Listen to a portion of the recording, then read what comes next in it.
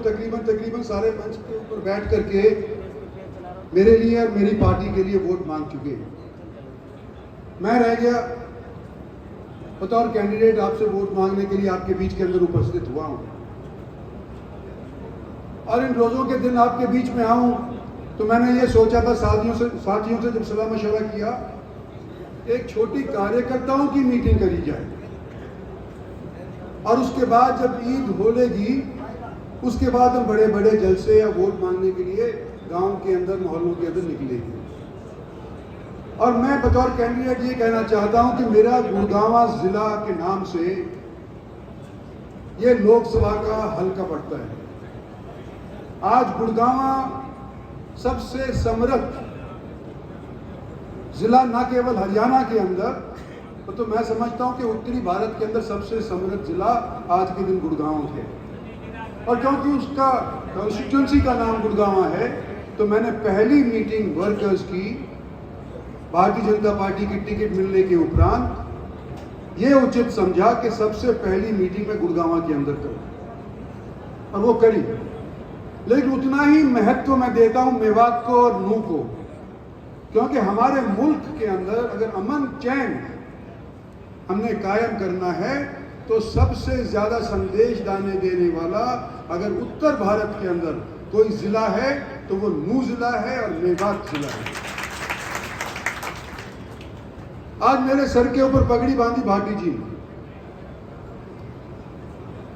और मैं ये मानता हूं कि जब मेरे को उन्होंने कहा कि सबकी तरफ से ये पगड़ी और ये इज्जत तुम्हारे को दी जा रही है, तो आप लोगों से सलाह मशवरा करके ही कहा होगा, और नहीं कही होगी तो मैं उनकी तरफ से कहना चाहता हूं कि ये जो पगड़ी इज्जत की आप लोगों ने मेरे सर के ऊपर बांधी है, सब बिरादरी, सब मजहब की तरफ से आज के दिन के ऊपर मेरे सर के ऊपर है। क्या ये मंजूर है आप सभी को?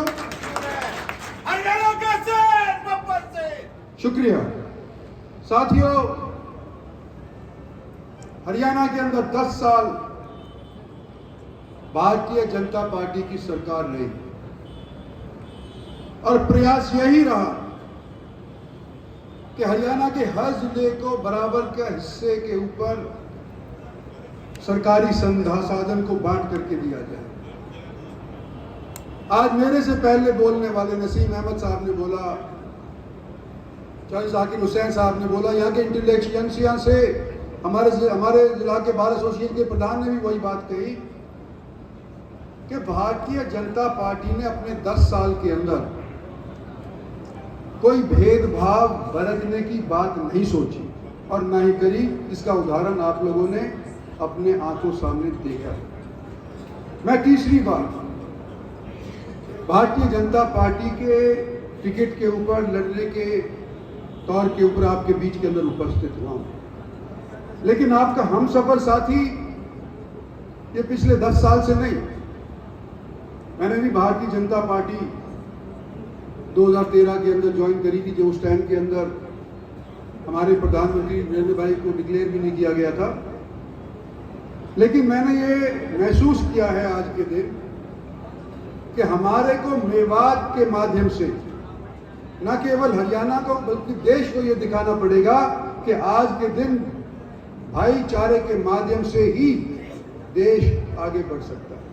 तो मैं उम्मीद हमेशा करता है, मेवात से मैंने हमेशा उम्मीद करी, कभी कम रही कभी ज्यादा रही, लेकिन इस बार तो जो बोलने वाले हैं, जो मेरे पास मिलने आते हैं, जो साथीगण मेरे पुराने हैं, जब आड़े वक्त थे उस टाइम के अभी भी वो कहने लग रहे कि मेवात के अंदर परिवर्तन आया है।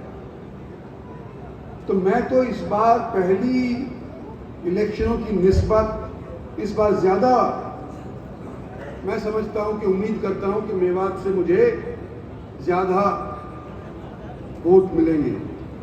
और अगर ये बात दुरुस्त निकलती है तो मेरी अल्लाह ताला से, भगवान से ये प्रार्थना है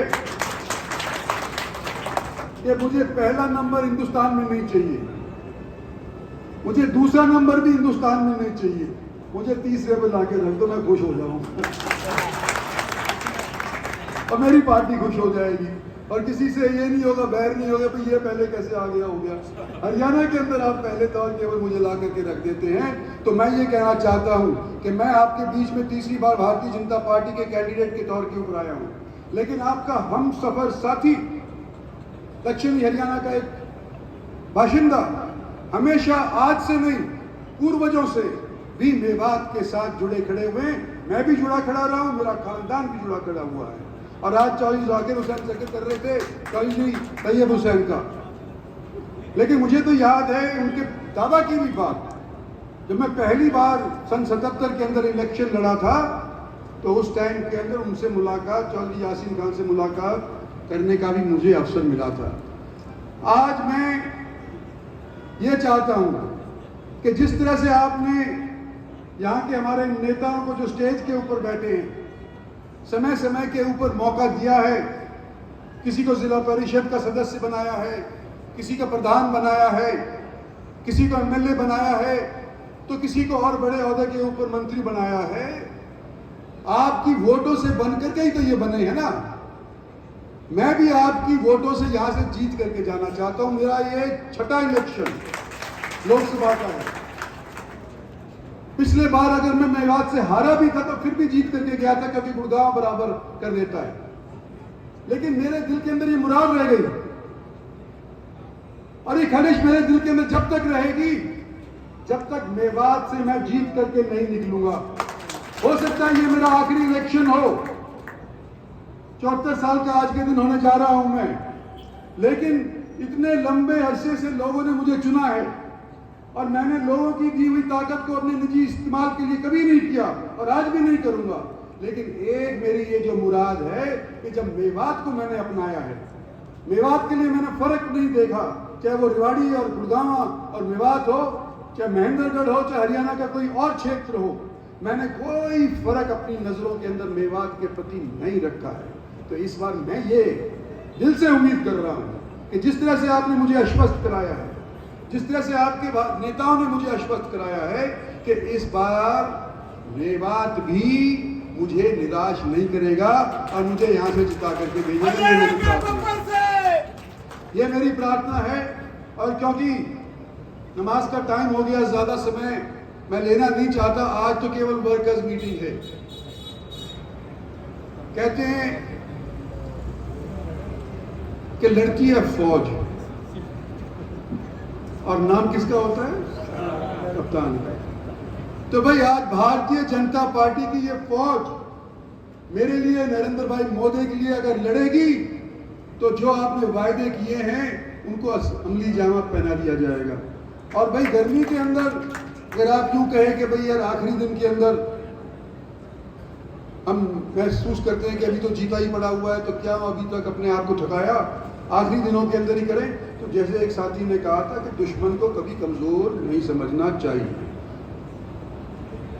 मैं आपसे निवेदन करना चाहता हूं कि ईद के बाद आप लोग मेरे साथी बनकर के, भारतीय जनता पार्टी के साथी बनकर के, मेरे और जो भारतीय जनता के पदाधिकारी हैं उनके साथ मिलकर के मेरे को अपनाएंगे। और आने वाले समय के अंदर मैं अपनी तरफ से ही आपको वचन देता हूं कि जहां मेवात का हित होता है, किसी भी सूरत के अंदर इंद्रजीत सिंह की जुबान के अंदर ताकत हो, तो आपके साथ बेईमानी, आपके साथ किसी तरह का भेदभाव किसी भी हालत के अंदर नहीं होने दूंगा। ये मेरी तरफ से आपको